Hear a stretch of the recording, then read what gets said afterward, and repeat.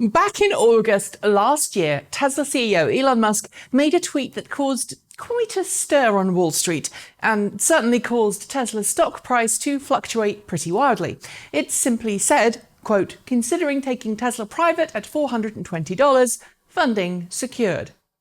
It was that tweet and those which followed which got Elon Musk into hot water with the Securities and Exchange Commission, the independent US federal agency that's responsible for enforcing federal securities laws and proposing securities rules, as well as regulating the stock market and publicly traded companies.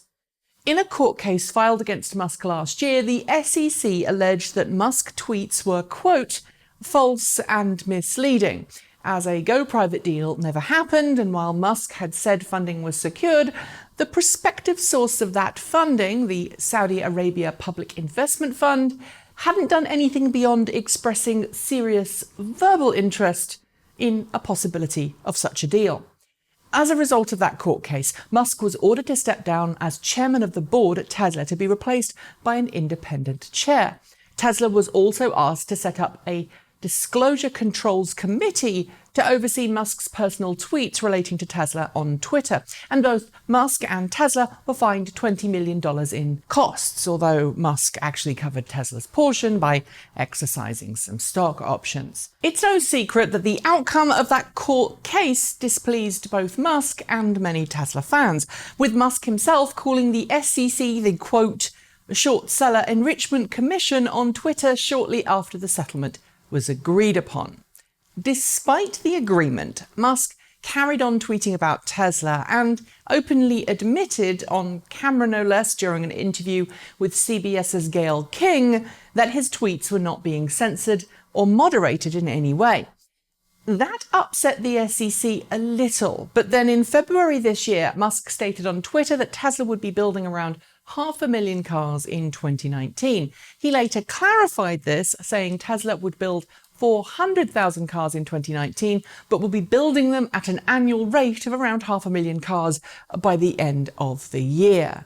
That pushed the SEC's buttons enough to get it to file contempt charges against Musk in the original case. It asked Tesla directly if it had been pre-approving Musk's tweets, and the answer, eventually, was no.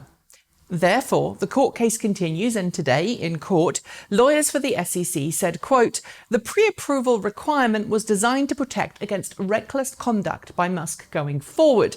It is therefore stunning to learn that, at the time of filing of the motion, Musk had not sought pre-approval for a single one of numerous tweets about Tesla he published in the months since the court-ordered pre-approval policy went into effect."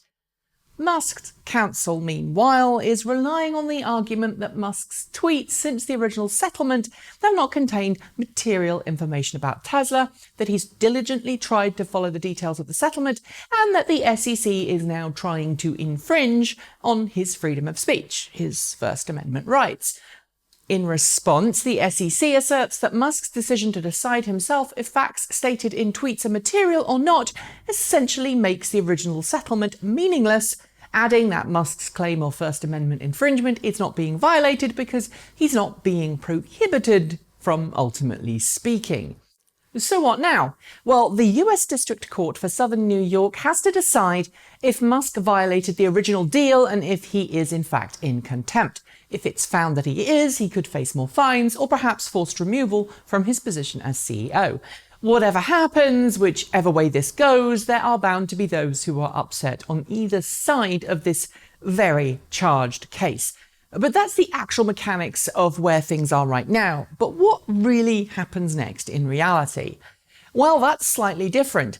It's no secret that Musk has no love for short sellers or the SEC, and honestly, I can't see that changing anytime soon. Additionally, Musk is both smart enough and driven enough to circumvent whatever consequences are put in place. And while not everyone will agree with that, I predict that's the most likely conclusion, with Musk responding to any further restrictions on his role to become the blank of blank at Tesla, something he's already hinted and joked about in the past. I can see both sides of this argument. Should the SEC be tackling Tesla and Musk in this way? Yes, since it is its job to enforce current regulations and laws over publicly traded companies. But it also seems particularly petty in this instance. Sure, its job is to enforce the regulations, but it does feel a little less like a matter of process and more like a bitter battle between two enemies. The SEC has ignored far more from more companies in the past, so this just seems like some inside hatchet job.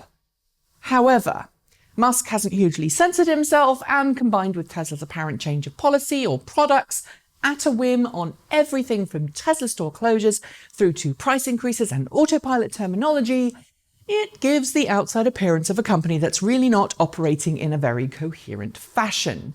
And that does ultimately affect share prices. Like it or not right now, Tesla does have a duty to its shareholders, and that requires some common sense operation, which right now, it could be argued, Tesla's not really practicing. At the same time though, without Elon Musk, Tesla isn't the Tesla that everyone has grown to love. Just like Apple has changed dramatically following the death of the late Steve Jobs, so too would Tesla change without Elon Musk at the helm. And in this case, I think the SEC would be making a massive mistake if it pushed for such a consequence. The best option for both parties? A lot more common sense and a lot less personal emotion. Musk does need to curb some of his cavalier attitude in regard to the SEC, and both he and the SEC need to stop being so damn adversarial to one another.